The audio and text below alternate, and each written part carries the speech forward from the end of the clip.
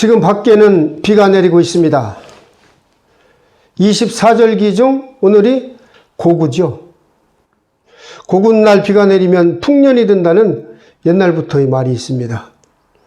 지금부터 40년 전 80년도 서울의 봄, 그 시절에 제가 재수한다고 서울에 올라가서 학원을 다니고 있을 때인데 이렇게 봄비가 내리면 이은하 씨가 불렀던 봄비라는 노래가 많이 흘러나왔던 거로 생각이 납니다.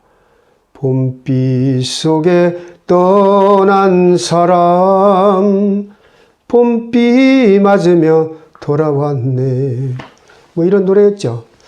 그래서 그런가 봄비가 주제곡이 됐던 이병헌 씨가 주연했던 그 내부자들이라는 그 영화도 참 즐겁게 봤던 그런 기억이 있습니다. 제가 유튜브 시작한 지 3주 됐습니다, 이제. 모든 게 미숙하고 부족한데도 많은 분들이 이렇게 구독을 해주시고 좋아해 주셔서 진심으로 감사의 말씀을 드립니다. 앞으로 더 보다 좋은 내용과 구성으로 찾아뵙도록 노력하겠습니다.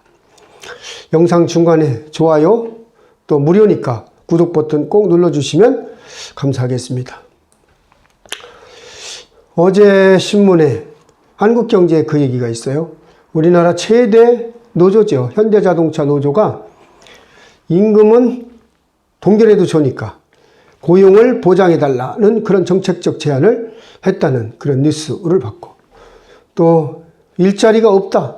그래서 비자발적 취업을 포기하는 인원이 늘어나고 있고, 또 신규 채용이 줄어들고 있다는 KBS 뉴스가 있었습니다.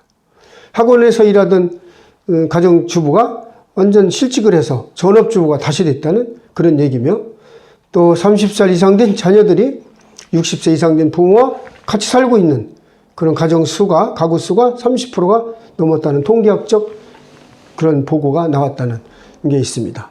이런 것들이 모든 기업이 어려워지고 그로 인해서 퇴직이, 희망퇴직, 명예퇴직이 늘어나고 신규 채용이 줄기 때문에 일어나는 그런 복합적 문제라고 이렇게 말씀을 드릴 수 있겠습니다. 저는 제가 40년 전에 생각에 앞으로 직장을 잡으면 뭐 저는 평생 일할 수 있겠지, 그런 생각을 가졌어요. 이 퇴직이라는 단어는 저하고는 거리가 먼 거로만 알았죠. 근데 저도 이제 그때가 됐습니다. 그래서 누구한테나 닥치는 이러한 퇴직, 이게 문제, 그럼 과연 이것을 어떻게 행복하게 즐겁게 받아들여야 될 것인가, 이게 중요하죠. 그래서 오늘은 행복한 퇴직이 되기 위한 조건, 그건 어떻게 해야 되는가를 한번 말씀드려보고자 합니다. 60살까지 근무하고 나오는 것도 물론 행복한 퇴직이 될 수 있겠죠. 그러나 그건 진정한 행복한 퇴직이라고 저는 볼 수 없다고 봅니다. 우리가 퇴직하고 나서 60인데 80, 90까지 산다면 20년, 30년을 더 살아야 돼요. 시간으로 따지면 잠자는 시간 빼면은 거의 20년이면 8만 시간, 30년이면 한 10만 시간이 되는 거예요. 그 많은 시간을 놀면서 지낼 수는 없잖아요. 그래서 퇴직 전에 내가 나가서 할 수 있는, 평생 직업을 가지고 할 수 있는 그 일을 만들어 가지고 나와야 된다는 것을 말씀을 드립니다. 그것이 곧 평생 직업이죠. 평생 직장의 시대는 이제 끝난 것 같습니다. 그러면 어떻게 이것을 만들어 가느냐? 조직 속의 인간을 보면 크게 그 코끼리형 인간하고 벼룩형 인간이 있다고 그래요.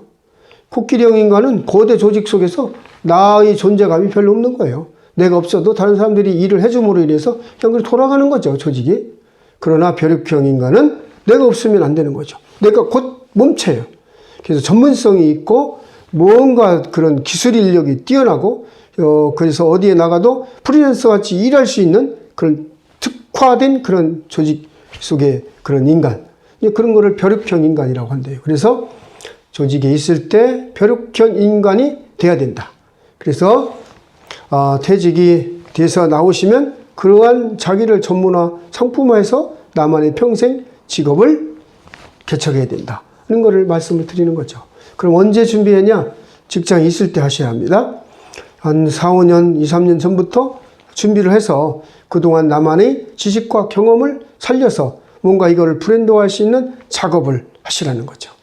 그래서 나만이 할 수 있는 작업을 함으로써 이것이 곧 새로운 직업으로 창조시켜 나갈 수 있는 그런 작업이 필요하다. 그래야만이 퇴직이 기다려지고 즐거운 은퇴가 될 수 있다. 이것이 곧 1인 창조 기업이라고 대부분 얘기들 합니다. 이거는 큰 돈이 들어가는 것도 아니죠. 어떻게 보면 1인 지식 기업이기 때문에 큰 자본금이나 뭐 이런 것들이, 이 인적 자원이나 이런 것들이 필요가 없기 때문에 크게 데미지가 있을 수가 없는 겁니다. 그러면 각자 직장에서 일을 할 때 일터에서 나만의 그런 창조적 아이디어를 계속 발굴해내 가지고 작업하는 그런 작업이 필요하고, 또 내가 그동안 몇십 년 동안 해온 나만의 취미생활 이런 것들도 하나의 직업화시키는 그런 아이디어적 작업도 필요하고, 어떻게 보면 자신만의 능력과 전문성을 누구보다도 잘 알고 있는 게 바로 자신이거든요. 그래서 자신의 그런 능력과 전문성, 이런 노하우를 전문화시켜서 이거를 직업화하는 일련의 작업 준비가 퇴직 전 꼭 필요하다는 것을 말씀을 드립니다. 우리 모두는 이런 퇴직이라는 이런 것들을 피해갈 수는 없습니다. 누구한테 닥치는 그런 일이거든요. 그래서 준비하는 자만이 미래를 보장받을 수 있다는 것을 명심하시고 퇴직하기 전부터 이걸 꾸준히 준비하라는 것을 말씀을 드립니다. 그 1인 창조기업으로서 희망건강랜드라고 혹시 들어보셨는지 모르겠어요. 뭐 이분은 집안에서 마늘을 가지고 아마 조청도 만들고 뭐 마늘 환도 만들어 먹고, 여튼 마늘이라고 하면은 또 대한민국 사람들이 다 건강식품을 알고 있잖아요. 그렇게 해오던 거를 이거를 좀 상품화해서 좀 뭐 하면은 좀 되지 않을까. 그래서 그 마늘 음료라든지 이런 것들을 상품화시켜서 창조한 기업이잖아요. 희망건강연대라고 뭐 이런 것들. 그래, 이런 사례들이 너무나 많이 있습니다. 사례집을 찾아보시면. 그래서 본인만의 자세를, 본인만의 지식을 상품화해가지고 뭔가 할 수 있는 기업, 그것이 평생 직업이 될 수 있다. 이런 거를 평상시에 준비하는 분들만이 가능하다는 것을 한번 말씀을 드립니다. 그래서 물론 이런 창업이 쉬운 것만은 아니죠. 하지만 이런 것이 또 어렵다고 하면 무슨 방법이 있느냐. 차선책으로 창업 말고 재취업이 있습니다. 그래서 제가 다음 시간에는 이렇게 퇴직자들이 재취업할 수 있는 특별한 7가지 방법에 대해서 말씀을 드려보도록 하겠습니다. 오늘도 끝까지 이렇게 시청해 주셔서 감사드립니다. 구독 버튼 눌러주시면 보다 더 좋은 내용과 구성으로 찾아뵙도록 하겠습니다. 감사합니다.